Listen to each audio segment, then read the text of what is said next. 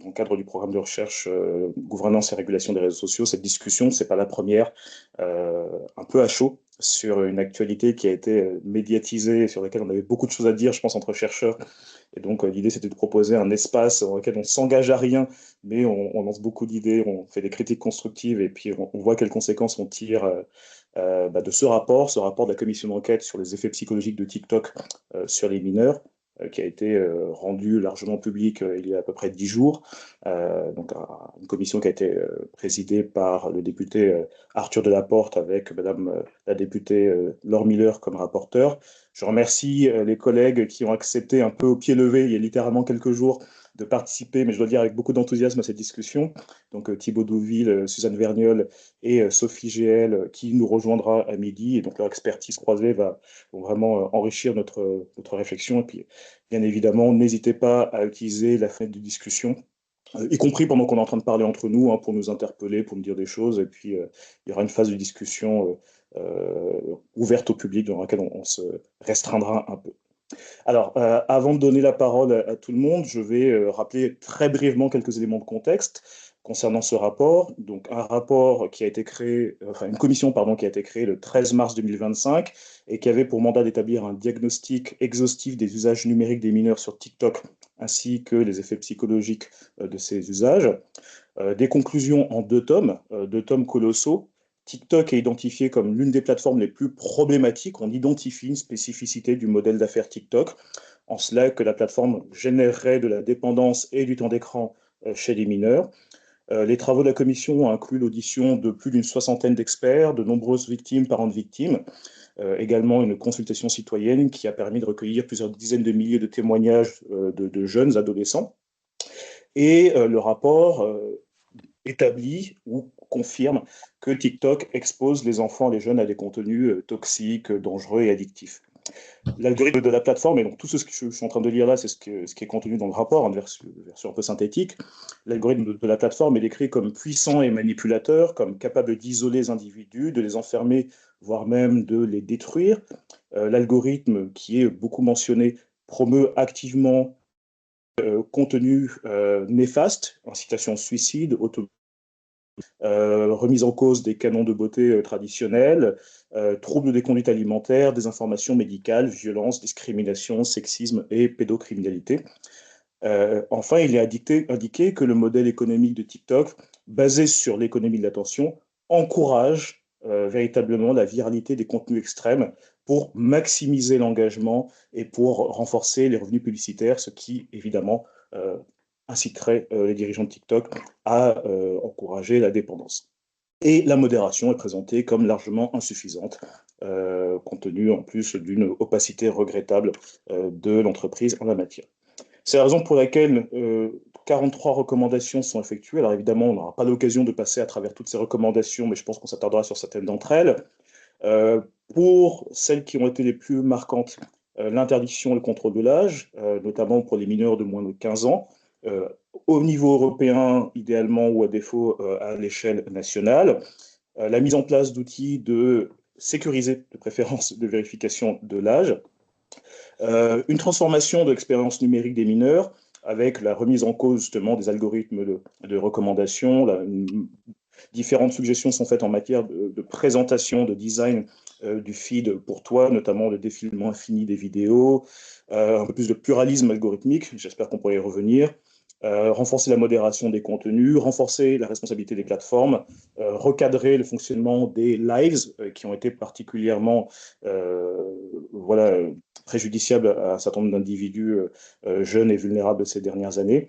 Et sur le volet de la prévention et d'éducation, on peut noter pas mal de recommandations qui visent à mener des campagnes de sensibilisation, alors à la fois auprès des parents, auprès du grand public, auprès des éducateurs et éducatrices, et donc finalement peut-être une reconfiguration de l'éducation numérique dès le CP, si ma mémoire est bonne, dans les programmes scolaires, étant entendu que pour l'instant c'est plutôt à partir du niveau CM que ces initiatives sont menées.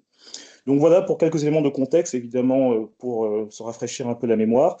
Et on va lancer tout de suite la discussion. Je vais poser une question à mes deux collègues juristes, en attendant que Sophie GL, qui a été auditionnée, nous rejoigne.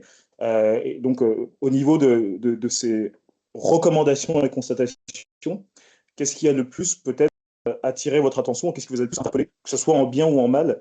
Voilà, parmi ces 2 tomes que vous avez évidemment lus avec beaucoup d'attention, je propose qu'on commence par Suzanne et puis peut-être ensuite par Thibaut. Alors, tout d'abord, merci beaucoup, Valère, d'avoir organisé ce débat. Je pense que c'est aussi intéressant pour les universitaires de regarder un peu ce que font les politiques, parce que c'est une voie à double sens.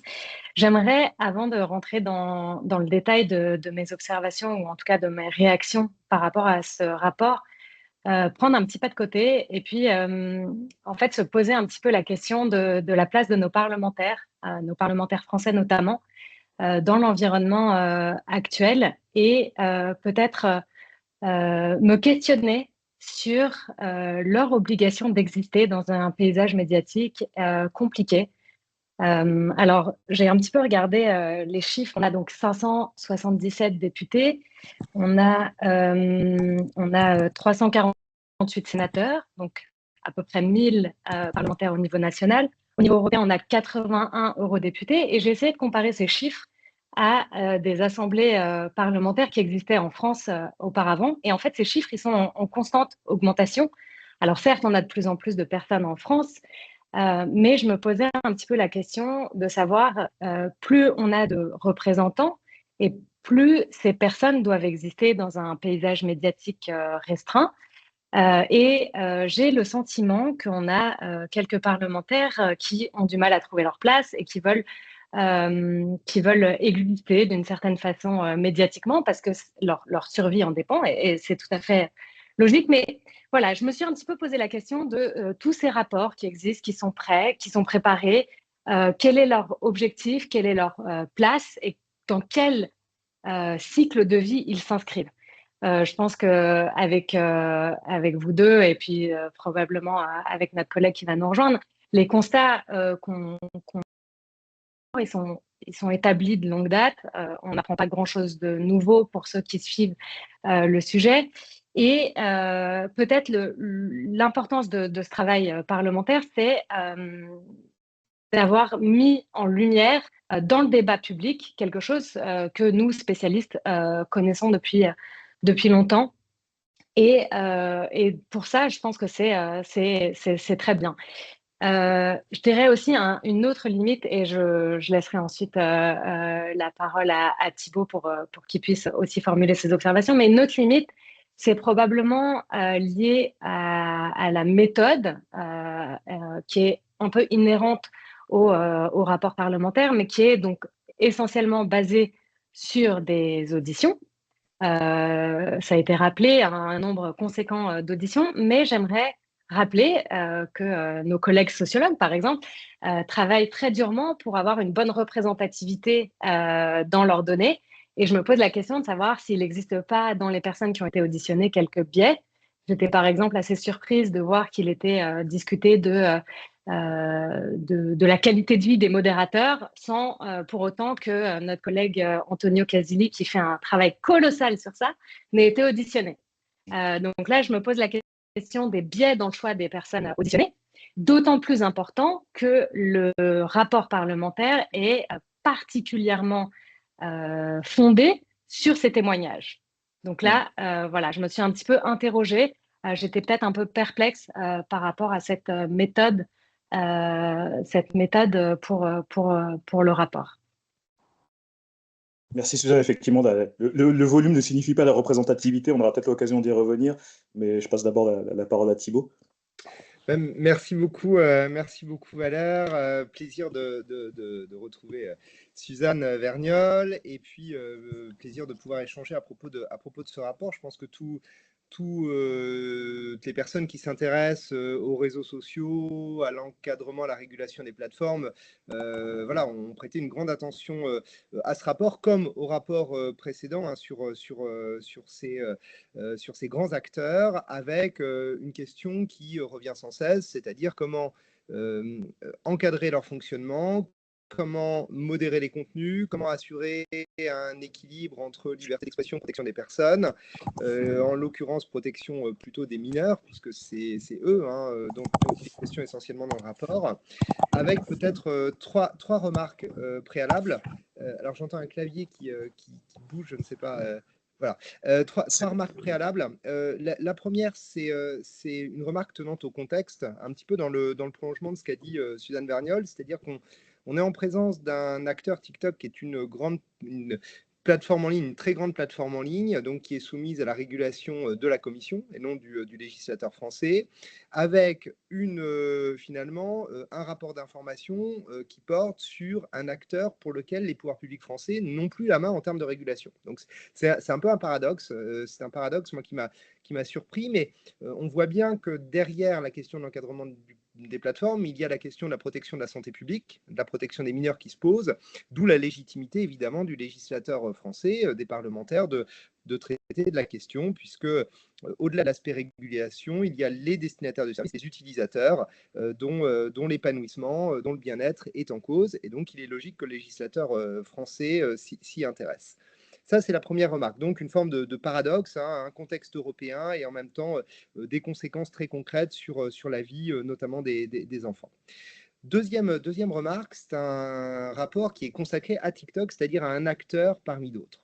Moi, ça m'a surpris, le choix des parlementaires de concentrer leur rapport d'information sur un acteur et pas sur une pluralité d'acteurs. Parce que finalement, les constats faits à propos de TikTok peuvent être faits à propos d'autres réseaux sociaux. On a eu l'expérience malheureuse, triste, il y a peu de Kik. Il y a d'autres plateformes qui posent les mêmes difficultés que TikTok en termes de modération des contenus, d'addiction, de bulles informationnelles, d'atteinte possiblement à la santé mentale des mineurs ou des personnes ou des majeurs. Et donc, c'est étonnant, d'autant plus que les recommandations qui sont faites, donc les constats qui sont faits ne sont pas propres à TikTok, et les recommandations qui sont faites sont des recommandations générales. Donc, on a eu un rapport qui traite d'un acteur avec finalement des constats plus généraux, et donc là aussi, il y a une forme de paradoxe.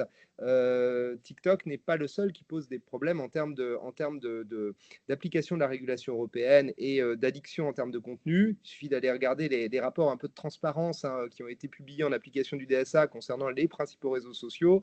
On pourra tous être déçus à la lecture de ces rapports et des informations qui y figurent. Et puis le troisième point, et je voudrais là aussi rejoindre ce qu'a dit Suzanne Vergnol il y a quelques instants, c'est l'aspect méthodologie. Effectivement, le rapport repose essentiellement sur des témoignages. Alors des témoignages qui font état d'un certain nombre d'études, de données, mais qui sont finalement des travaux essentiellement empiriques. C'est vrai qu'on attend avec impatience la possibilité pour les chercheurs de mettre la main dans les algos et dans les données des réseaux sociaux en application du DSA, parce que en l'état, on a des études qui sont assez générales, assez empiriques. On fait tous des constats sans pouvoir dresser de lien de causalité. C'est d'ailleurs ce que constatent les parlementaires, c'est-à-dire on est capable, finalement, il y a des corrélations, il n'y a pas forcément de causalité, et c'est très difficile d'évaluer l'incidence sur la santé des jeunes des réseaux sociaux, même s'il y a des constats qui relèvent un peu de l'évidence. Mais c'est assez surprenant d'un point de vue méthodologique qu'un rapport entier se base essentiellement sur des témoignages, et parfois des témoignages de chargés de plaidoyer, de chargés de communication. Moi, je suis tout à fait surpris du point de vue de la qualité d'un rapport d'information et de la qualité des constats qui sont faits, et bien qu'on n'ait pas une ouverture plus large à la science et à différentes disciplines scientifiques.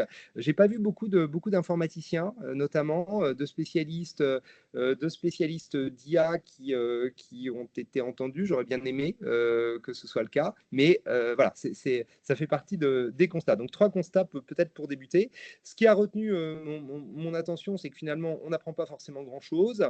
On a un état de la situation, un peu des études empiriques qui sont faites sur les usages des réseaux sociaux, un état de la législation, notamment du DSA, un retour sur des questions classiques de contrôle d'âge, un point particulier sur les données, on est au-delà de la question de TikTok, sur la question du traitement des données sur les grandes plateformes, et puis des recommandations, mais qui sont des recommandations anciennes, sur limiter l'accès, favoriser l'éducation. Bref, je rejoins Suzanne Vergnol, c'est un beau rapport, un rapport qui a demandé beaucoup de travail, mais à la fin de la lecture de celui-ci, on reste un peu sur notre faim. Voilà. Et on se demande, alors ça conduit quand même, ça appelle la réflexion sur, au-delà des recommandations qui sont faites, la manière peut-être de mieux réguler. C'est paradoxal, alors même qu'on a une législation dont l'application commence, de mieux réguler ces plateformes et de davantage s'intéresser, même s'il y a beaucoup de travaux, beaucoup de réflexions sur la question, sur les effets sociaux et sur les conséquences sur la vie sociale et sur la santé mentale des réseaux sociaux. Mais ça, ce sont des réflexions plus générales avec de nombreuses études ou réflexions qui ont été menées sur le sujet. Mais voilà, ça ramène vraiment à la question de la bonne législation.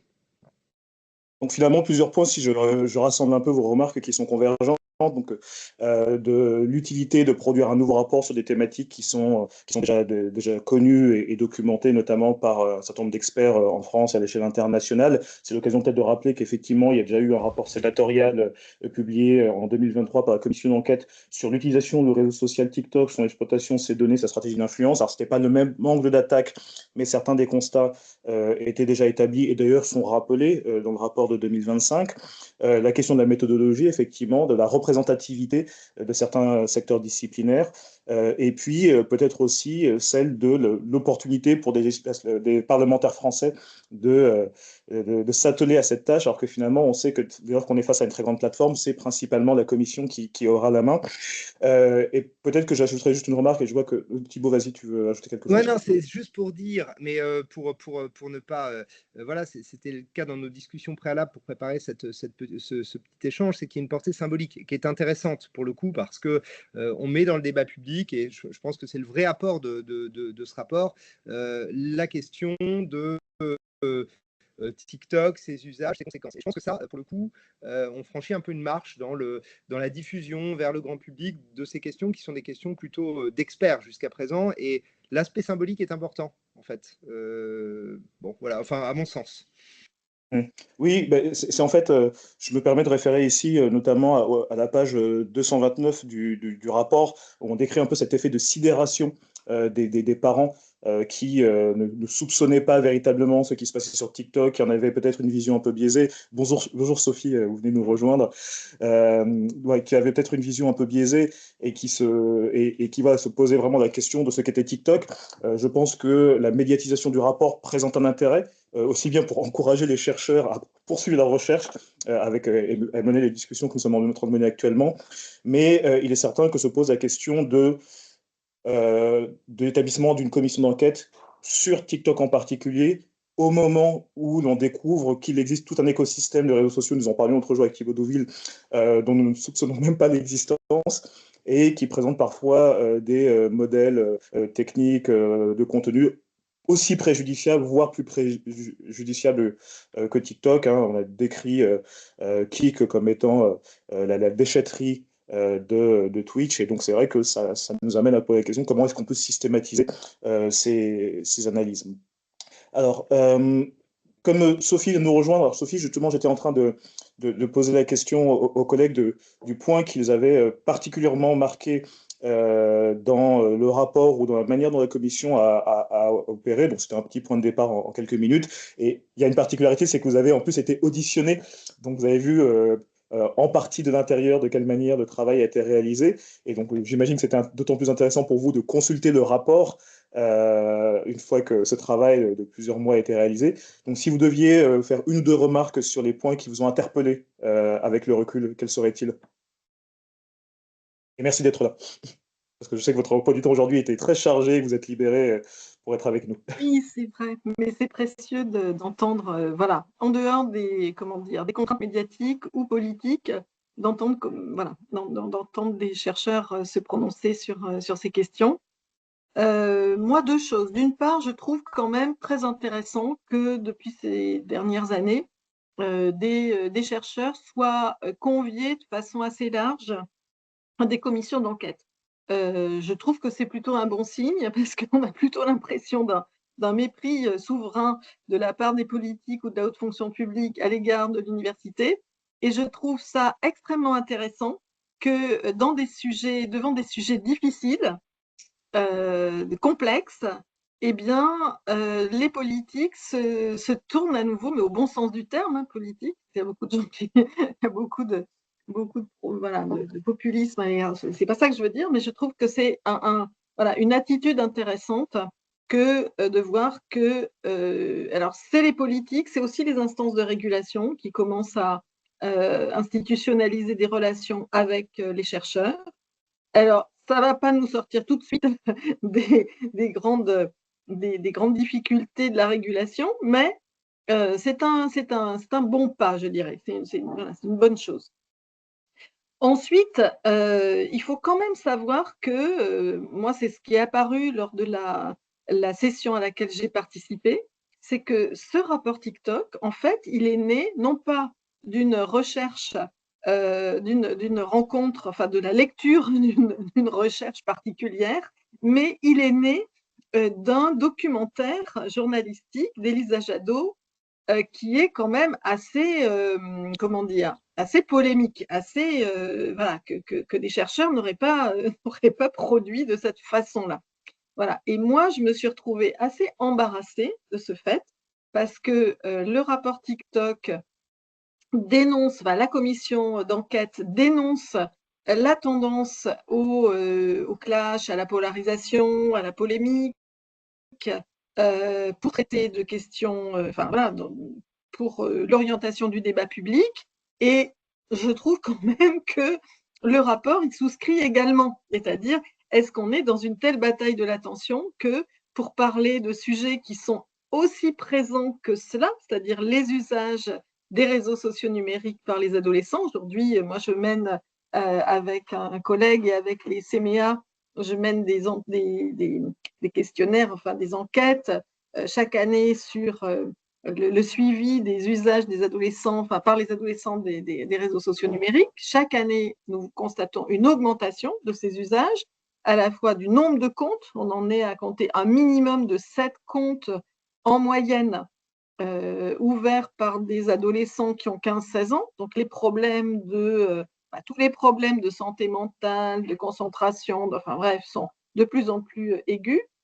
Et en même temps, je n'aurais pas, voilà, je suis mal à l'aise avec le fait que TikTok soit épinglé comme étant le réseau social le plus dangereux. Je ne sais pas, je ne peux pas affirmer cela, voilà. Je ne suis pas sûre qu'il soit plus dangereux que X. Je suis pas sûre, parce qu'en fait, c'est aussi difficile de comment dire, d'isoler un réseau social dans la mesure où il y a beaucoup de circulation des contenus sur les différents réseaux sociaux. Je pense que des contenus addictifs, violents, masculinistes, on en trouve aussi sur Instagram, éventuellement abondamment, tout dépend de comment on construit son fil de recommandation. Voilà, donc ça m'a mis peu mal à l'aise, c'est le caractère extrêmement, enfin, l'accent mis sur des drames, voilà, des suicides, des enjeux de santé mentale extrêmement forts, d'anorexie, voilà, en lien avec TikTok, alors que nous savons que ces dangers-là existent avec l'ensemble des réseaux sociaux numériques et même avant les réseaux sociaux numériques, ils existaient aussi sous une autre forme, etc. Donc c'est un peu ça qui m'a embêtée. Et ensuite, je ne dis pas qu'il n'y ait pas probablement des choses qui se passent dans la modération de TikTok, qui est peut-être d'ailleurs de plus en plus, qui a peut-être évolué aussi dans un sens moins strict, si je puis dire, ou plus favorable au contenu violent. Voilà.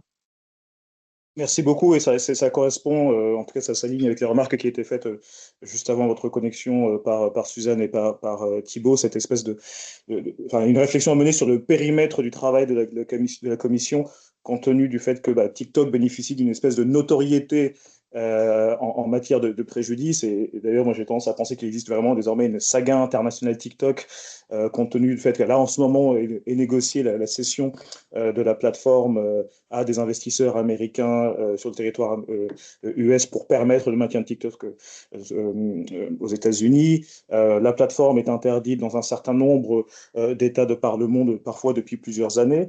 Des mesures restrictives ont été prises, on va en parler dans quelques instants, dans plusieurs pays. Et donc, voilà, il y a cet effet un peu d'aubaine peut-être, que de viser TikTok. Il est facile de détester TikTok, il est peut-être plus difficile de justifier l'organisation de ce type d'enquête spécifiquement pour TikTok, alors que pile au moment où on découvre l'existence de plateformes qui sont encore plus problématiques. Mais on aura l'occasion sans doute d'y revenir. Alors, allons un peu plus peut-être dans le détail du travail qui a été réalisé par la commission, et on l'a souligné, hein, c'est un travail colossal et on ne remet absolument pas en cause le fait que ce travail présente un intérêt, c'est peut-être la méthodologie qui nous a interpellés. Je voudrais qu'on parle principalement des mesures que j'ai évoquées au début de la conférence, qui visent à restreindre l'accès des mineurs à TikTok et aux réseaux sociaux de manière générale. Je pense qu'il y a un enjeu de faisabilité, de redondance, faisabilité juridique, faisabilité pratique, faisabilité familiale, et puis quel degré de coopération des plateformes. Et juste pour donner peut-être un peu de perspective, parce qu'il faut bien qu'on ait à l'esprit que ces discussions ne sont pas menées qu'en France et que certains États nous ont précédés, je voudrais donner quelques éléments sur la pratique australienne, parce que vous le savez peut-être, l'Australie a adopté fin 2024 une loi qui va entrer en vigueur et en application donc à partir du 10 décembre 2025, et elle est mentionnée dans le rapport et on va y accorder une certaine attention. Donc cette loi australienne, je vais la présenter juste en une minute, elle est issue du Online Safety Amendment, elle va interdire aux moins de 16 ans d'ouvrir ou de conserver un compte, j'ai bien dit conserver, un compte sur les plateformes sociales considérant comme relevant de la catégorie à accès restreint par l'âge, donc principalement les réseaux sociaux. Il appartient aux entreprises de déterminer les mesures raisonnables, c'est l'expression qui est utilisée, pour se conformer à cette loi sous le contrôle de l'e-Safety Commissioner, donc l'autorité de régulation pertinente. Donc, il n'y a pas de mise en place d'un système de vérification d'âge par les autorités publiques. Il appartient aux plateformes finalement de réaliser l'objectif par les moyens qui leur sembleront adéquats. Donc, les plateformes doivent d'abord procéder à une auto-évaluation pour déterminer si elles sont concernées par la mesure. Étant entendu qu'il y a tout un guide, une grille de lecture qui permet de déterminer si on est bien un réseau social ou pas, par opposition à des services de messagerie tels que WhatsApp. Donc, tout ce qui va relever de la vocation professionnelle, éducative et de santé peut être exclu. Et une fois que les plateformes se sont identifiées comme relevant du périmètre de la loi, elles doivent prendre les mesures nécessaires pour identifier elles-mêmes et désactiver les comptes des mineurs, en informant bien évidemment les utilisateurs en amont, et en leur permettant de conserver les données, les publications qu'ils ont mises en ligne pour ne pas perdre leur patrimoine et pouvoir le réutiliser lorsqu'ils seront aptes de nouveau à créer un compte, à empêcher la réinscription frauduleuse, notamment par VPN ou par fausse déclaration. Alors là, je suis très curieux.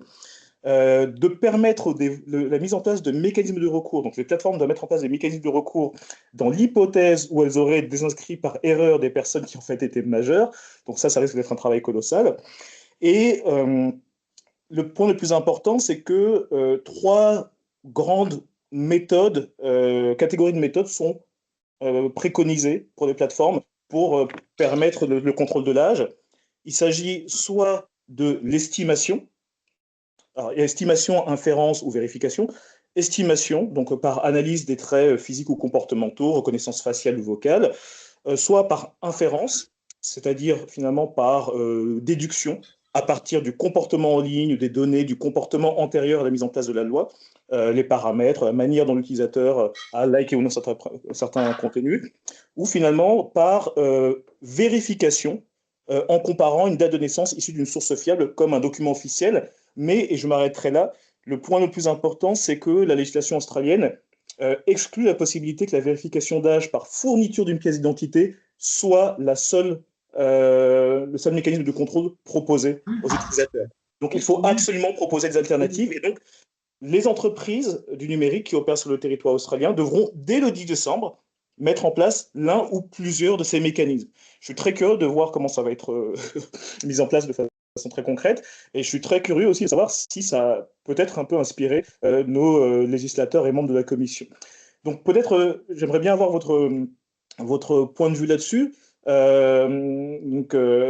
Suzanne, Thibaut et puis Sophie, dans cet ordre. Avec plaisir. Merci en tout cas pour ce résumé très efficace de cette loi qui est quand même assez complexe.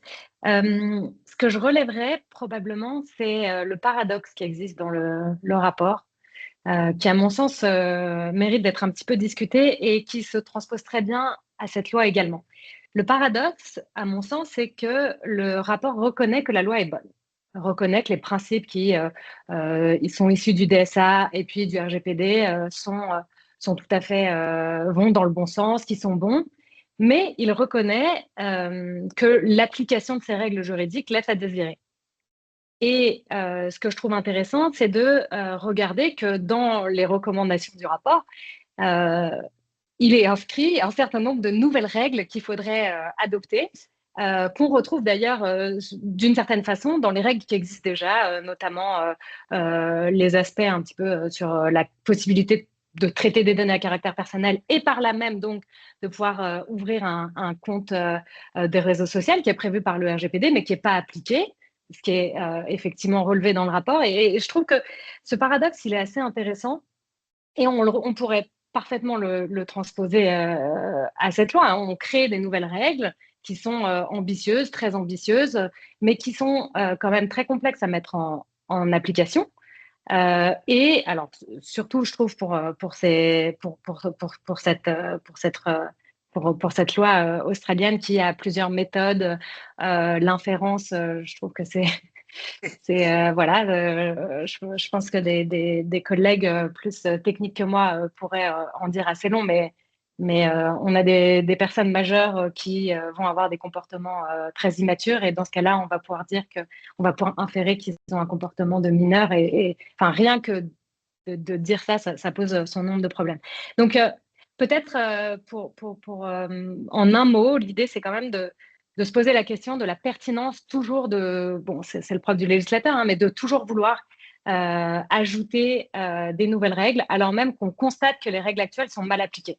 Je trouve quand même qu'il serait plus opportun de se dire, OK, comment est-ce qu'on peut faire pour mieux mettre en œuvre les règles actuelles? Alors là, le rapport propose un certain nombre de pistes, hein, notamment en supportant, par exemple, davantage les signaleurs de confiance qui ont un rôle très important, important au moins dans le DSA, de soutenir les actions des régulateurs, ARCOM, Commission, etc.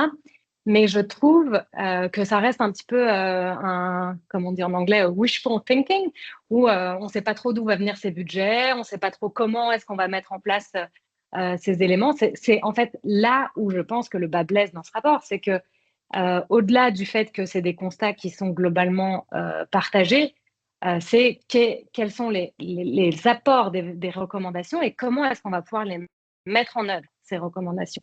Et là, je trouve que la difficulté liée à l'exercice de notre budget qui est en train de poser un certain nombre de questions n'est pas du tout résolue. Pourtant, c'est quand même dans le corps de métier de nos parlementaires que de s'interroger sur comment est-ce qu'on trouve ces budgets.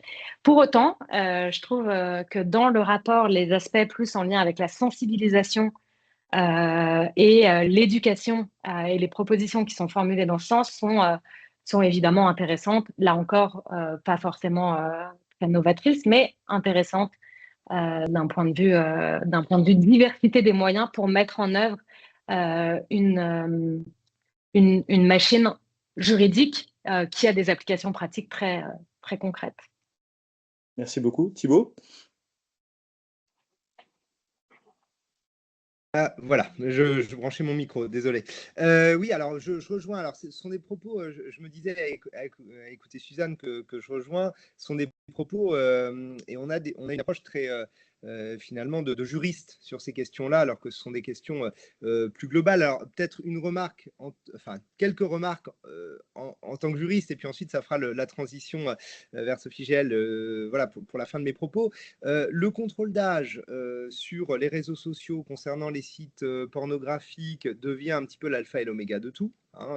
L'alpha et l'oméga de la protection de la santé publique, de la protection de la santé mentale des mineurs, avec des questions qu'on connaît bien sûr de nécessité de proportionnalité dans l'atteinte aux droits qui en résulte, parce que la mise en place d'un contrôle d'âge, c'est contrôler l'âge fondamentalement de tous les utilisateurs.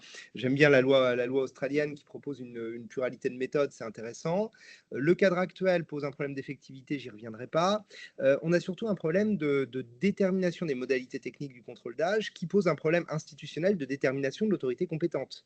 Et ça, c'est un point sur lequel le rapport ne s'arrête pas.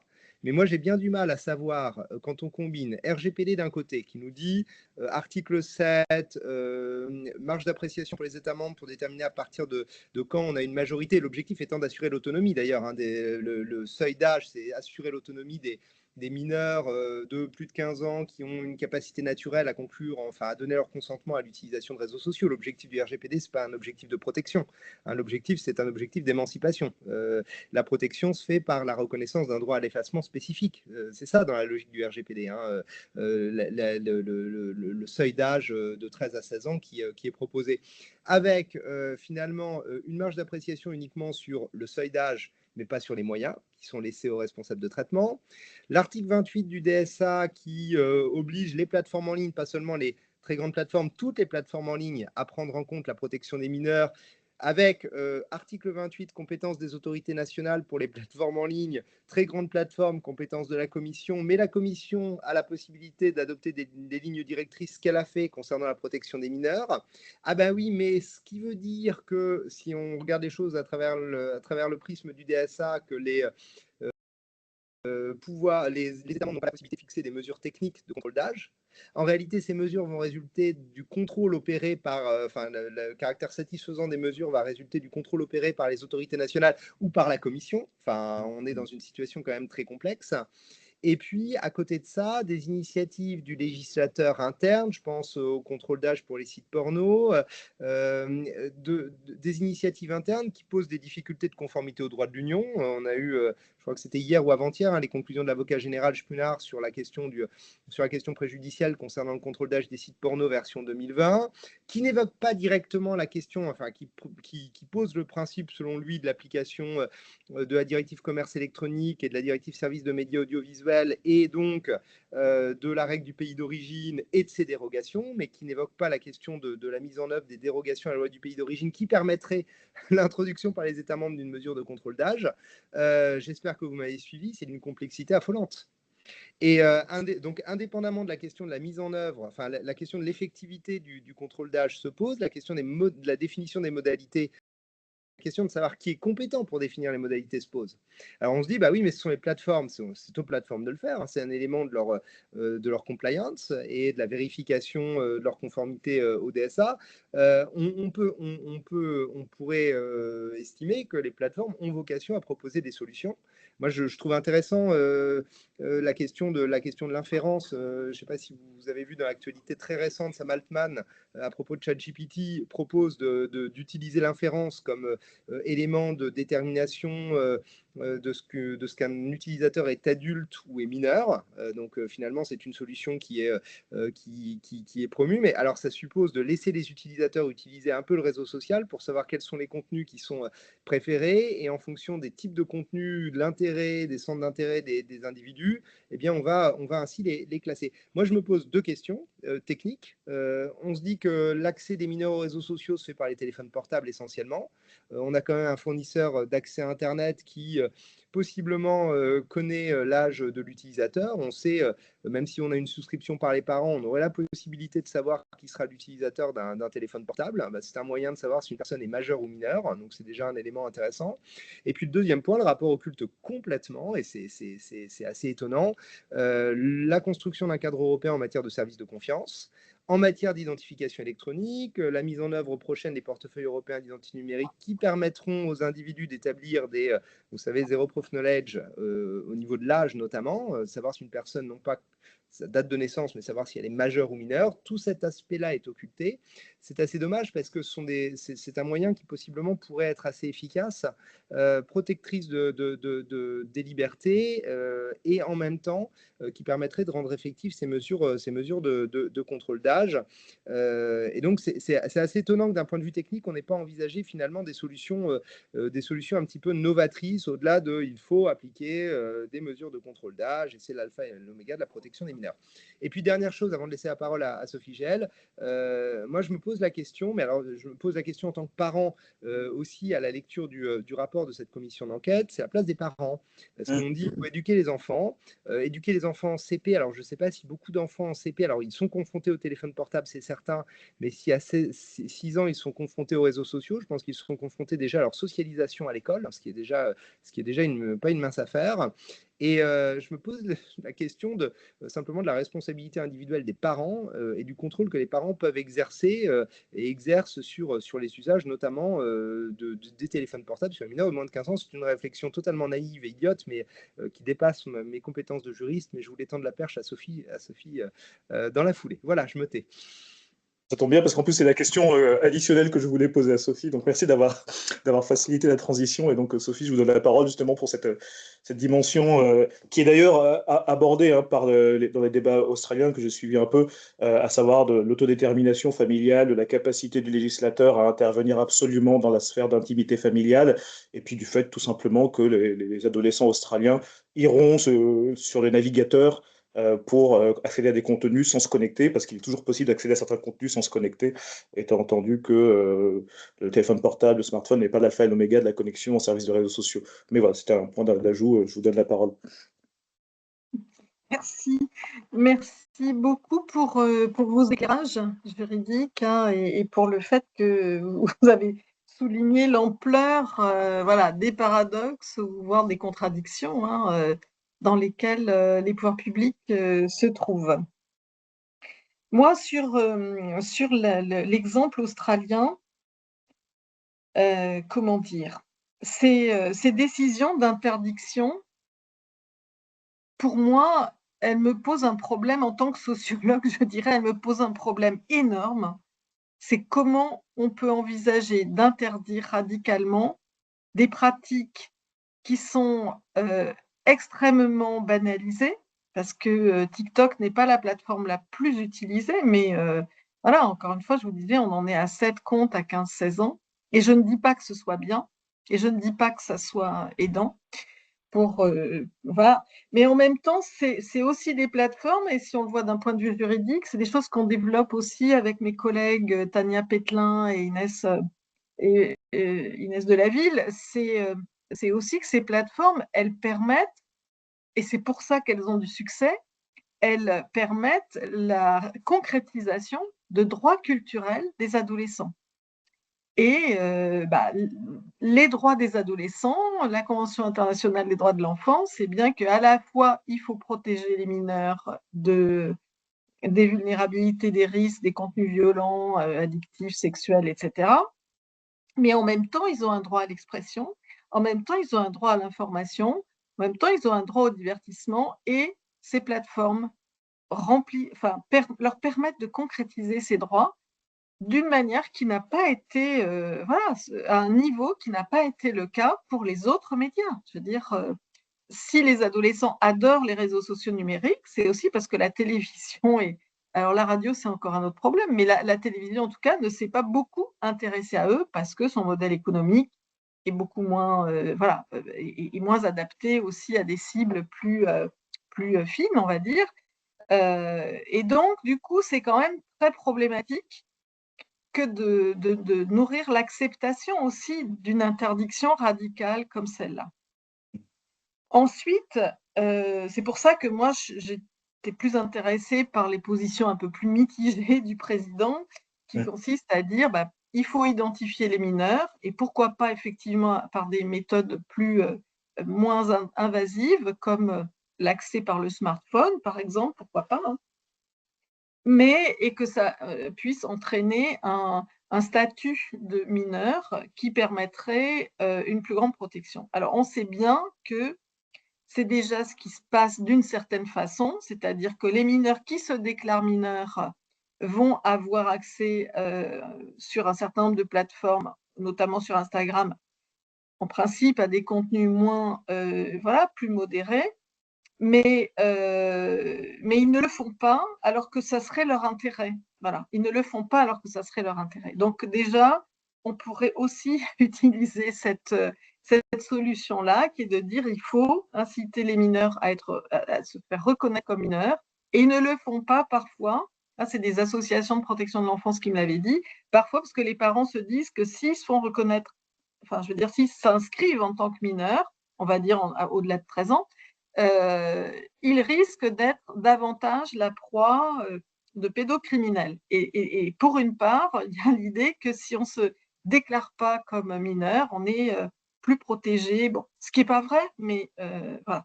Donc, ça, c'est des choses aussi à propos de sensibilisation qu'on pourrait dire. Moi, j'avais entendu aussi beaucoup la CNIL dire que voilà, il y avait tout intérêt pour les mineurs à se déclarer comme mineurs, et c'est pour l'instant pas fait. Et j'ai peur que ces grandes envolées lyriques sur on va tout interdire, etc., finissent par nuire, obscurcir, empêcher la visibilité de dispositions qui existent déjà, même si elles sont, voilà, forcément, elles ne sont pas efficaces à 100%, mais elles constituent quand même un début de réponse. Sur l'inférence, moi, j'ai un peu des idées de ce que ça pourrait vouloir dire d'un point de vue pratique, parce que j'avais participé l'année dernière à une table ronde organisée par l'ARCOM, à laquelle, sur le thème citoyenneté numérique et jeunesse, quelque chose comme ça, à laquelle participait le représentant d'alors de TikTok France, Éric Garando. J'ai l'impression qu'il a plus en fonction, mais voilà, Éric Garando qui était un peu l'image culturelle de TikTok. Donc TikTok a beaucoup baissé dans l'image, dans son image publique en France, parce que jusqu'à l'année dernière, TikTok, c'était la valorisation des ouvrages, des livres, BookTok, c'était la valorisation du cinéma avec un prix au Festival de Cannes, etc. Et tout d'un coup, ça devient le pire des réseaux. Bon. Je ne sais pas ce qui s'est passé, ça vaudrait la peine voilà, d'une enquête là-dessus. Mais ce que disait Éric Garando à l'époque, ça allait dans deux sens. Il disait, nous, on n'a pas besoin forcément de moyens très compliqués pour identifier l'âge, nous le faisons. Et il avait eu, moi j'ai envie de dire quand même un peu le toupet de nous dire que TikTok supprimait, mais je pense que c'est vrai en même temps, mais simplement c'est pas parfait, on va dire, mais que TikTok supprime tous les comptes que la plateforme identifie comme étant des comptes de mineurs. Alors, il avait donné des exemples, il avait dit, quand ils disent on va fêter notre anniversaire, quand ils disent, donc inférence, je pense que c'est lié à ça, voilà. Donc, c'est des contenus, c'est pas le degré de maturité des contenus produits, parce que là, bon, ça serait vraiment à l'encontre du modèle d'affaires de la plateforme, mais c'est plutôt des références, voilà, à des choses qui concernent plutôt les enfants, notamment leurs anniversaires, etc. Et je crois que Meta fait la même chose aussi.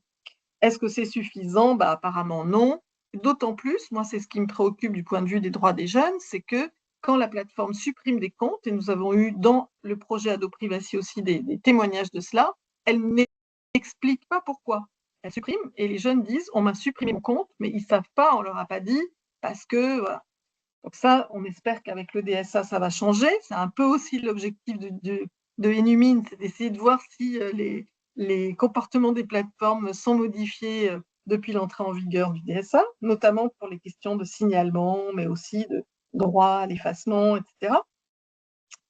Et l'autre chose qu'il avait dite, Éric Garando, et ça fait partie des stratégies que développent vraiment les plateformes et qui ne sont pas beaucoup me semble-t-il, mises en évidence dans le rapport, c'est parce que les plateformes ont été présentées sont vraiment présentées comme des personnes tout à fait irresponsables, etc. Donc ça interroge aussi sur autre chose encore, une autre dimension, c'est le rapport des politiques au pouvoir économique de ces plateformes. Donc, c'est très, très inquiétant, en fait, parce qu'aucune régulation n'est possible s'il n'y a pas un minimum de respect de la part des plateformes vis-à-vis des pouvoirs politiques. En même temps, moi, j'ai travaillé un temps au CSA et je peux vous dire que dans les années 90, les relations entre l'instance de régulation et, alors à l'époque, les mastodontes s'appelaient TF1, ou M6, etc., c'était quand même du rapport de force. C'était quand même assez violent dans la petite... voilà. Donc, la deuxième piste que les plateformes disent utiliser pour protéger les mineurs, c'est qu'elles mettent à disposition des parents toute une batterie d'outils qui peuvent permettre de surveiller les mineurs, les activités de leurs enfants, enfin, que les parents puissent surveiller les activités de leurs enfants. Donc ça pourrait répondre, si vous voulez, un peu à ce que vous disiez tout à l'heure sur quelle place pour les parents. Moi, je trouve que ça pose un énorme problème aussi. et deux énormes problèmes. Cette orientation qui est favorisée quand même aussi par le droit européen en disant c'est les plateformes qui mettent en place des moyens pour que les parents exercent leurs responsabilités. Le problème, c'est d'une part, je vous assure que la batterie de fonctionnalités possibles pour surveiller les activités des jeunes en ligne, elle était tellement immense que je me suis dit, mais là, on ne peut plus être parent, il faut un diplôme pour être parent. Enfin, je veux dire, c'est noyer la responsabilité des parents sous une technicité absolument beaucoup trop lourde. Et deuxièmement, c'est renvoyer aux parents la responsabilité de l'accès des mineurs à des contenus, alors même que c'est ces plateformes-là qui en permettent la diffusion. Donc, je trouve que c'est pas équilibré. Qu'il y ait une responsabilité des parents vis-à-vis des jeunes enfants, c'est normal, mais on est quand même dans des sociétés, enfin, je veux dire, il faut quand même tenir compte de ce que c'est qu'être un adolescent ce que c'est qu'être un adolescent aujourd'hui. Et être un adolescent aujourd'hui, c'est pouvoir communiquer avec les copains sur les plateformes, s'informer sur des plateformes. Et puis, autre chose, là, le problème majeur aussi, c'est qu'on se polarise sur les réseaux sociaux numériques, alors que la plupart des risques qui sont mentionnés sont aussi importants du côté des plateformes de jeux. Et je ne sais pas, j'ai l'impression que là, il y a je ne sais pas pourquoi, les pouvoirs politiques s'intéressent énormément aux réseaux sociaux numériques qui sont censés être le cœur de tous les maux, l'origine de tous les maux, alors que les plateformes de jeux vidéo sont tout aussi dérégulées, posent des problèmes de modération tout aussi grands, etc. Voilà, excusez-moi, j'étais un peu longue, mais... Non, mais c'était très éclairant et puis je pense que ça a vraiment fait le lien avec notamment une remarque qui avait été effectuée par Suzanne tout à l'heure. Moi, je retiens deux choses et on va dans quelques instants élargir la participation à la discussion pour les 20 dernières minutes, mais je vais avoir sans doute une dernière question à poser à Thibaut et à Suzanne, le temps que les personnes qui souhaitent faire des remarques puissent y réfléchir. Alors, moi, ce que je retiens, c'est cette espèce de déséquilibre dans la responsabilité de faire peser finalement sur les mineurs adolescents le poids de l'irresponsabilité des plateformes, dès lors qu'on n'arrive pas à appliquer les réglementations adéquates aux plateformes, on se tourne vers les mineurs en disant vu que les plateformes n'arrivent pas à se responsabiliser, on va vous priver de l'accès à ces plateformes. Voilà, c'est la seule solution. C'est terrible à dire, mais c'est un peu aussi le message qui ressort de ce rapport. Et c'est peut-être aussi le point de bascule entre la position du président de la commission et de la rapporteure. On a bien vu que c'était des recommandations qui n'étaient pas partagées par le président et par la rapporteure. Le président semble être défavorable, notamment au couvre-feu numérique. Donc, ça, de ce point de vue-là, c'est assez intéressant. Et puis, d'autre part, moi, ça m'amène à une question qui sera sans doute la dernière avant de prendre les questions des participants. Peut-être, on en parlait l'autre jour, Thibaut, et j'étends la question à Suzanne. Ça a relancé la question de la requalification juridique de certaines plateformes numériques. Et notamment la nécessité peut-être d'aller chercher davantage du côté du droit des médias traditionnels, de se demander dans quelle mesure finalement TikTok ne devient pas une forme d'éditeur ou de producteur de contenu, notamment compte tenu des mécanismes de rémunération quasi ciblés de certains comptes, qui sont d'ailleurs, et d'ailleurs, on nous indique il y a certains témoignages de créateurs de contenu qui nous disent moi je suis bien identifié par TikTok comme étant un créateur de contenu rentable. Alors ce sont des choses qui ne sont pas liées qu'à TikTok. On s'est posé la question pour X il y a quelques mois, notamment compte tenu du fait que Elon Musk, le CEO de X, produisait lui-même des contenus, des entretiens, des émissions dont il avait le contrôle technique et éditorial. Et donc voilà, peut-être pour Thibaut et Suzanne, qu'est-ce que vous pensez justement de la réactivation de ce débat? Est-ce que c'est opportun? Est-ce qu'on doit se poser cette question? Ou est-ce que finalement ce serait aller sur la mauvaise voie? Thibaut, peut-être pour commencer, puis ensuite Suzanne?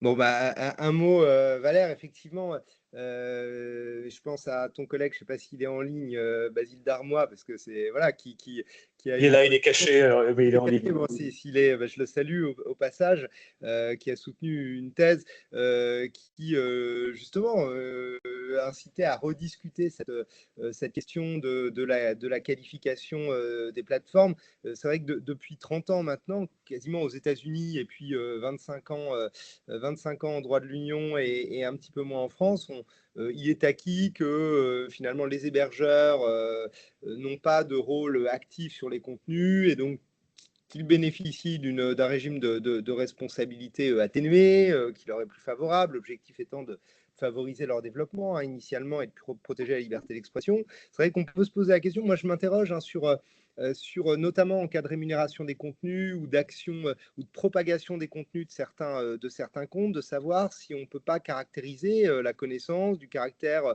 illicite du contenu de certains, au moins de certains, en fait, de certains comptes. Donc on peut se placer dans les dérogations au principe à l'atténuation de responsabilité. Voilà, connaissance de l'activité illicite, du contenu illicite, pour qui on se pose la question à la suite de l'affaire tragique niçoise, parce que la KIK eh bien, édité des t-shirts, eh bien, propager volontairement les contenus. On se dit que dans ces conditions-là, l'éditeur de la plateforme peut avoir connaissance des contenus puisqu'il s'y intéresse, puisqu'il y porte attention. Et de la même manière, on peut se poser la question de savoir si l'économie de l'influence, de la propagation des contenus ne devrait pas être intégrée devrait pas être pris en compte de manière plus importante dans la caractérisation du caractère illicite des contenus. Ça pose un problème de grille de lecture, d'indices à déterminer, mais c'est quelque chose qui est intéressant, qui est évoqué d'ailleurs par le rapport de la commission d'enquête.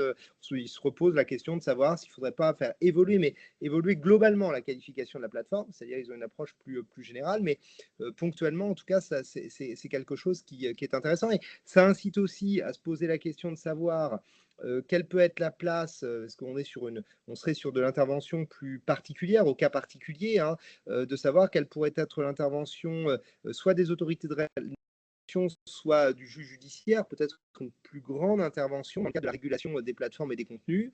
Moi, je m'interrogeais à la suite de l'affaire Kik sur l'absence de réaction du parquet de Nice, notamment l'utilisation de l'article 6-3 de la LCEN. C'est vrai qu'on peut se poser la question de savoir si une réponse plus globale, un petit peu différente de celle qui est attendue, c'est-à-dire encadrement des plateformes, contrôle de la compliance par les autorités de régulation, ne pourrait pas être intéressante. Finalement, si on ne peut pas avoir une deuxième couche un petit peu de contrôle des pratiques à travers cette question. Mais c'est une éternelle question. Merci beaucoup. Suzanne? C'est super intéressant ce point sur le parquet, sur le rôle du juge judiciaire en matière de numérique. Dans ma thèse, j'avais regardé un petit peu les transmissions au parquet de la CNIL. Je m'étais un petit peu posé la question de savoir est-ce que le parquet était un petit peu alerté parfois, est-ce qu'il réagissait?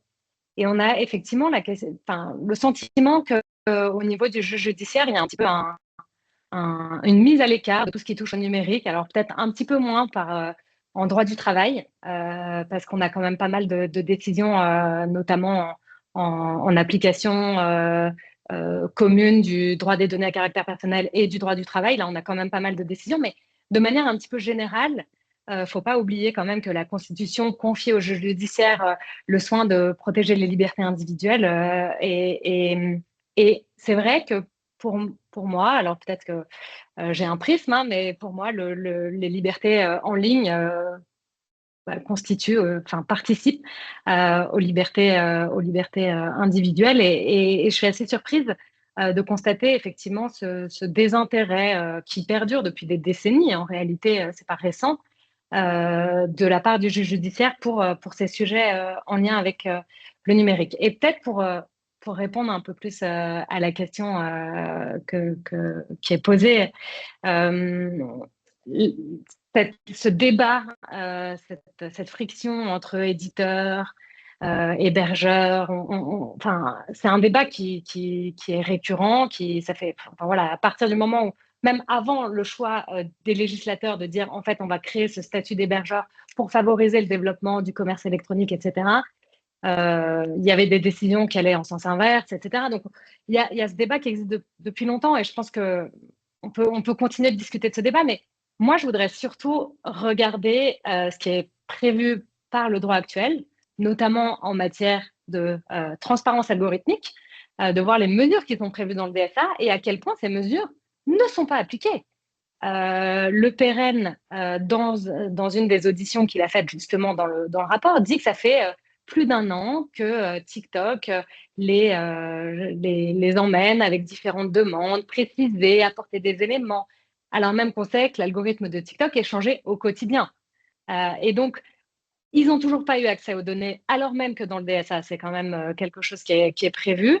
On a ce manque drastique de transparence qui est aussi présent pour les régulateurs. On se doute bien que la Commission européenne, les plateformes ne leur fournissent pas les clés de leurs algorithmes pour qu'ils puissent vérifier. Et en fait, à mon sens, il est probablement là le problème. Il y a des chercheurs qui ont quand même réussi à vraiment montrer que l'algorithme de Twitter poussait les contenus d'Elon Musk. Donc là, on sait qu'il y a une éditorialisation du contenu. Et pour autant, les conséquences de ce constat, quelles sont-elles? On n'a toujours pas eu de réponse de la Commission européenne, on n'a pas eu de clôture de l'enquête. Et à mon sens, il est là le vrai problème. Il est qu'on a des dispositions légales qui restent inappliquées. Et en fait, le dispositif général est cohérent, bien pensé, mais sa réalisation manque cruellement d'efficacité. Et si je peux me permettre, Suzanne, de rebondir juste un instant en disant deux choses. Paradoxalement, il y a un manque de transparence. Effectivement, l'accès aux données, les rapports de transparence, il faut aller les voir. Hein. Ils sont quand même assez succincts et finalement, on n'apprend pas grand-chose. Les audits, moi, j'attends avec impatience la réalisation des audits et on va certainement avoir des éléments, les régulateurs auront des éléments intéressants. Comparativement, le registre des publicités, lui, est mis à disposition. On apprend beaucoup de choses. Hein. Le registre des publicités pour les très grandes plateformes en ligne est très intéressant pour les opérations d'influence commerciale ou même politique. Hein. Des entreprises travaillent d'ailleurs dessus pour fournir des informations à des entreprises ou à des lobbies. Et c'est intéressant parce que là, on a une vraie transparence. Donc, d'un point de vue publicitaire, on a une vraie transparence, mais du point de vue de la régulation, de la modération des contenus, on a beaucoup de mal à comprendre les critères de fonctionnement. Et c'est un vrai... voilà, on est capable de dire ce qui se passe du point de vue publicitaire, mais pas du point de vue des plateformes à l'initiative, enfin du point de vue des contenus à l'initiative de la plateforme. Et c'est un vrai paradoxe moi, qui me surprend. Voilà. Merci. Alors, je regarde un peu la fin de la discussion. Il y a certaines questions qu'on a déjà résolues. Alors, j'ai vu que Julien Rossi, tu as levé la main très brièvement. Je ne sais pas si tu voulais prendre la parole ou pas, mais on va regrouper deux, trois commentaires. Je reviens peut-être sur le commentaire de Bastien Savin, mais je crois qu'on a un peu abordé, qui se demandait dans quelle mesure les constats qui sont faits dans le rapport sont connus du grand public et par les parlementaires eux-mêmes. Donc ça, de ce point de vue-là, on en a parlé un peu. Julien, tu voulais prendre la parole ou c'était une mauvaise manip?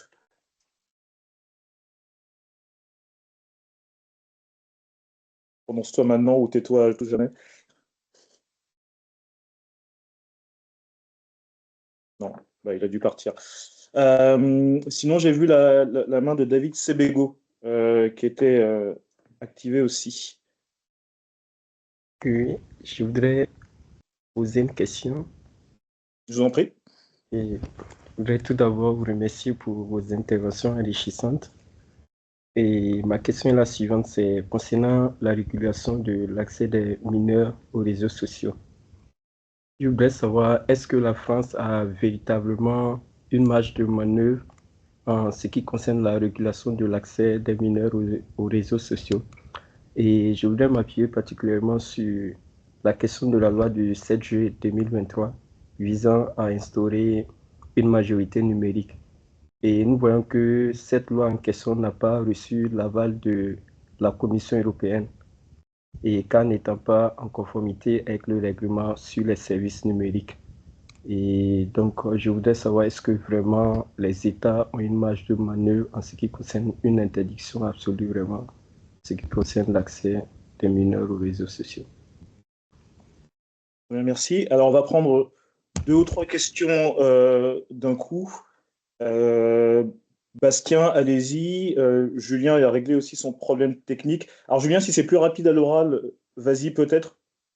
Euh, Peut-être, Vas-y. je vais essayer de faire vite. Merci pour ces discussions qui permettent de prendre le temps de discuter de ce rapport. Je suis complètement d'accord avec ce que disait Suzanne sur l'importance aussi d'impliquer le juge judiciaire et que se pose la question parfois des transmissions, le cas échéant, au procureur d'un certain nombre de dossiers. Je serais intéressé de savoir ce que vous pensez du fait que de cette distinction que l'on fait entre en fait il y a un peu cette idée d'âge magique à partir duquel, à partir de 16 ans, on pourrait laisser tout le monde être confronté à tout un tas de contenus plus ou moins toxiques et surtout un modèle d'affaires qui, d'une manière qui s'est accélérée ces dernières années et d'une manière documentée, vise à une maximisation de l'engagement, c'est-à-dire de la dépendance, dans laquelle la question de la qualité du service ne se pose plus trop, dans laquelle de nombreuses études montrent de façon de plus en plus importante qu'il y a une vraie prise de conscience du fait qu'il y a un malaise vis-à-vis de ces plateformes et de cette dépendance à ces plateformes. Elle repose sur des modèles économiques qui suppose une collecte massive de données à caractère personnel sans respect de règles qui sont effectivement qui existent depuis longtemps. Et finalement, oui, quel est comment est-ce que vous expliqueriez cette espèce de tabou qui s'est instauré autour de l'idée que, en fait,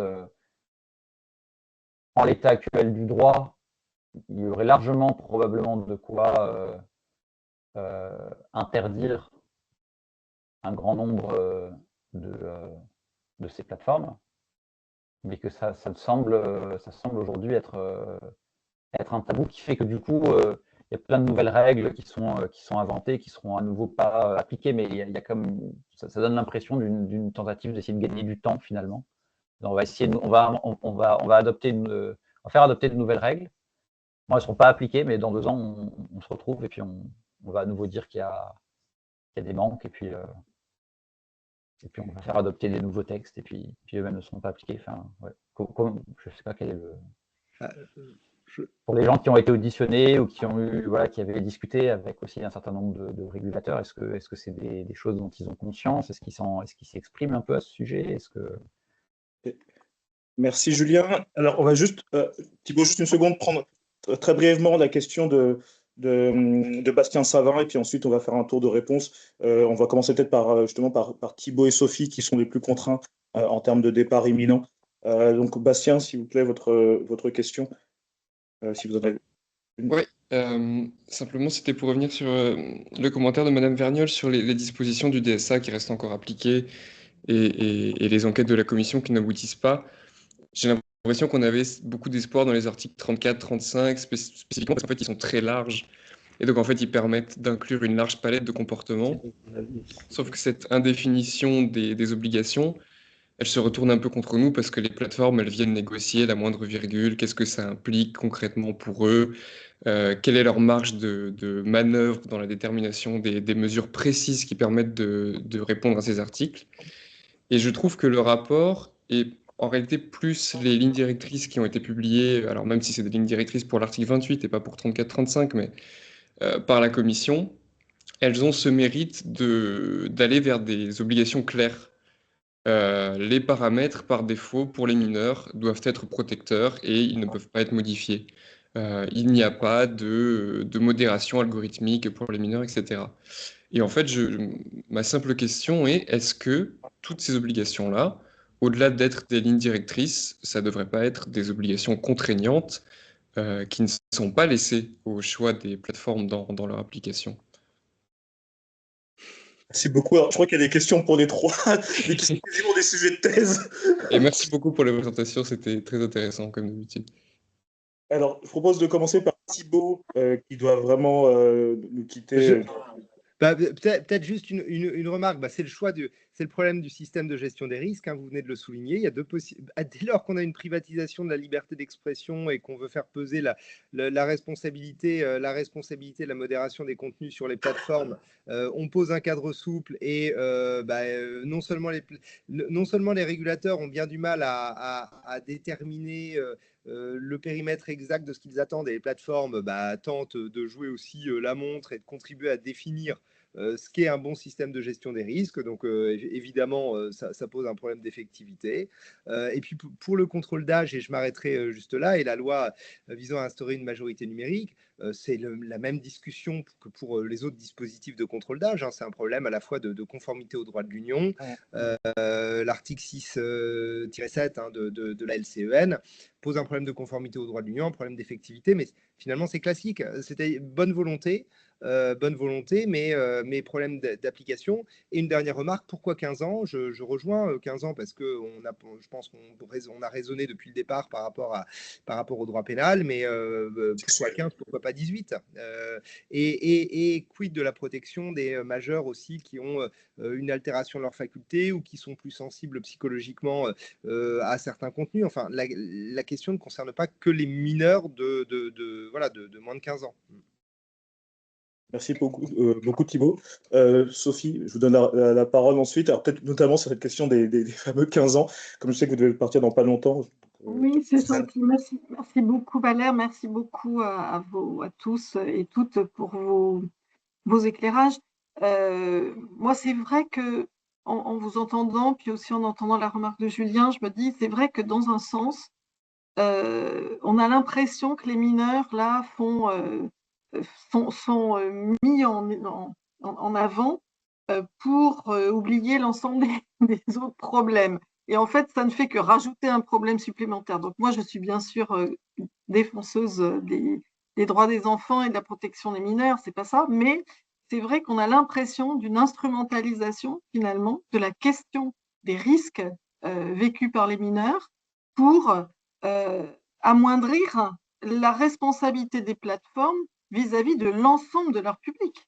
Parce que d'une part, chacun peut. Je ne dis pas ça pour dire qu'il n'y a pas une vulnérabilité spécifique des mineurs. Moi, je pense qu'il y a une responsabilité particulière des plateformes par rapport aux mineurs. Mais le fait de ne parler que de ça, finalement, notamment dans ce rapport, finit par occulter l'ensemble des autres problèmes. Donc, le problème, il est beaucoup plus large, à la fois parce que bien d'autres plateformes posent problème et on n'est pas obligé d'aller jusqu'à Kik. Pour moi, Snapchat pose énormément de problèmes, X pose énormément de problèmes, Instagram également. Quand on demande aux jeunes quelles sont les plateformes qui vous posent problème, c'est Snapchat, Instagram et TikTok et YouTube, et c'est pas seulement TikTok. Et d'autre part, les problèmes que vivent les jeunes, pour une part, sont des problèmes que vivent aussi d'autres personnes. Donc voilà, si on pense aux seniors aussi, bref, il y a énormément de cas. Donc c'est vrai qu'il faut garder une vigilance sur les mineurs, et puisqu'il y a un DSA, on va essayer de comprendre si les plateformes ont le moins du monde changé leurs outils de communication, leur manière de communiquer sur les droits des mineurs. Et il faut profiter du fait que les mineurs ont des droits spécifiques pour les faire connaître, et les faire connaître déjà aux mineurs et aux adultes qui s'occupent des mineurs. Mais ensuite, il ne faut pas oublier tout le reste. Je veux dire, on a des attaques qui sont extrêmement généralisées sur le fonctionnement de nos démocraties, à commencer bien sûr par l'extraction, le vol, la prédation des données personnelles. Et donc, il ne faut pas lâcher là-dessus.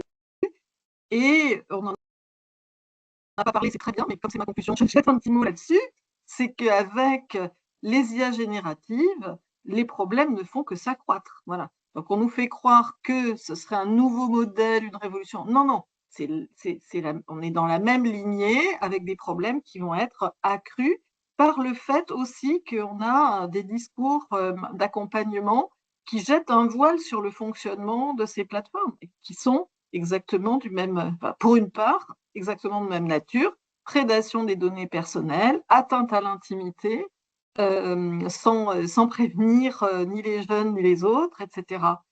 Et donc, voilà, excusez-moi, je vais m'arrêter là. Voilà. Merci beaucoup en tout cas pour cet échange. Merci infiniment. Pareil, Suzanne, le mot de la fin à la fois pour répondre aux questions et puis éventuellement si tu as quelque chose à ajouter avant qu'on libère notre public dans 2-3 minutes, ceux qui ont besoin d'aller manger. Je pense un peu tout le monde. Alors, merci pour ces questions. Je pense qu'on n'a pas la solution simple pour savoir, notamment à la question de Julien Rossi, comment est-ce qu'on fait pour éviter l'accumulation, le millefeuille. D'ailleurs, on a dans le même temps que notre législateur national propose des nouvelles mesures, le législateur européen dit qu'il faut simplifier les mesures existantes. Donc, on a toujours ce paradoxe qui existe. J'aimerais juste faire un mini point sur le rapport d'audit de KPMG qui est cité dans le rapport, justement par rapport à TikTok, qui dit quand même, et je trouve assez surprenant que le rapport d'enquête ne soit pas plus concentré sur ça, mais qui dit que TikTok ne lui a pas donné les chiffres lui permettant de faire correctement son audit. Et je trouve quand même que un parlementaire qui lit qu'une disposition qui vise justement à mieux responsabiliser les plateformes n'a pas pu être mise en œuvre parce que l'entreprise refuse de coopérer, je trouve assez surprenant. Et moi, ça m'a un petit peu laissé sur ma faim de me dire, OK, et quelles sont les conséquences de la part du parlementaire qui lit que les dispositions législatives ne sont pas mises en place? Il n'y a pas vraiment de conséquences qui en sont retirées. Donc voilà, moi j'étais assez perplexe là-dessus. En revanche, il y a toute la discussion de la compétence du législateur français versus le législateur européen, notamment pour la vérification de l'âge, notamment pour prendre des mesures. Je pense que s'il y a eu un intérêt, ou en tout cas un apport de la part du législateur français, ou en tout cas de la France, à pousser le sujet des mineurs, c'est que même si on s'est fait taper sur les doigts parce qu'on ne respectait pas la hiérarchie des normes, etc., qui en soi est un problème, on a quand même réussi en France à poser sur l'agenda européen la question de la protection des mineurs en ligne. Et c'est, à mon sens, notamment parce que le législateur français a beaucoup poussé, qu'aujourd'hui, la Commission européenne a préparé des documents, a fait des expériences. Et je pense qu'en cela, c'est quand même un point assez intéressant. Et je terminerai pour rejoindre les propos de Sophie par rapport au fait que les mineurs ne sont pas les seuls vulnérables. Il y a je pense que c'est une série d'articles dans Le Monde qui parlait de la radicalisation masculiniste de certaines personnes, bien sous tout point de vue des hommes, des hommes d'une trentaine d'années avec un travail bien inséré dans la vie sociale, avec une famille présente, etc., qui du jour au lendemain devenaient violents, qui commençaient à insulter leurs compagnes, etc. Et je trouve qu'effectivement, cette focalisation de se dire que les réseaux sociaux touchent nos jeunes, elle est pertinente, mais il ne faut pas oublier que nous, nos générations, en pleine force de l'âge, si je puis dire, on est aussi victime de ces algorithmes et c'est en fait la société tout entière qui est aujourd'hui placée dans une spirale quand même dévastatrice, je dirais, pour notre société, avec des polarisations politiques de plus en plus importantes, une espèce d'impossibilité de discuter de manière sereine, d'entrer dans le détail. Et je pense que les outils qui sont proposés par le DSA, s'ils sont correctement mis en œuvre, peuvent, d'une certaine mesure, atténuer cette dynamique très problématique. Merci, et je pense qu'il faut vraiment souligner, ce sera le mot de la fin, c'est mentionné à de nombreuses reprises, ce défaut de coopération caractérisée de TikTok, alors pas uniquement avec la commission parlementaire, mais plus généralement dans sa reddition de comptes et dans ses activités de transparence, et commencer par en tirer les conséquences, notamment d'un point de vue pénal, ce serait déjà, je pense, un bon point de départ, mais j'ai l'impression que ce serait quasiment l'objet d'un autre débat sur les conséquences pénales du défaut de collaboration, de coopération de TikTok et d'autres réseaux sociaux avec les autorités. Et puis cette question aussi de la vulnérabilité qui ne se résume pas à la protection des mineurs, mais de toute personne dont l'intégrité psychique pourrait être altérée par le design et les algorithmes des réseaux sociaux. En tout cas, je vais m'arrêter là parce que nous avons un peu dépassé. Je ne voudrais pas abuser de la disponibilité des panélistes. Merci beaucoup, Suzanne. Merci beaucoup, Thibaut. Merci beaucoup, Sophie, qui, je pense, a dû se déconnecter pour tous ces éléments. Ça donne encore plein d'idées de réflexion et quelque chose me dit qu'on va avoir l'occasion de poursuivre ces échanges dans les prochains mois et dans les prochaines années. Peut-être qu'on tirera déjà des conclusions de ce qui se passe en Australie en janvier-février. Et puis, bah, voilà, je vous souhaite une bonne fin de semaine et puis au plaisir de futurs échanges avec vous sur cette thématique. Au revoir. Merci Valère pour l'organisation du débat, c'était très intéressant et merci à toutes et tous de vous être connectés. Au plaisir de poursuivre les échanges. À bientôt, Suzanne. À bientôt.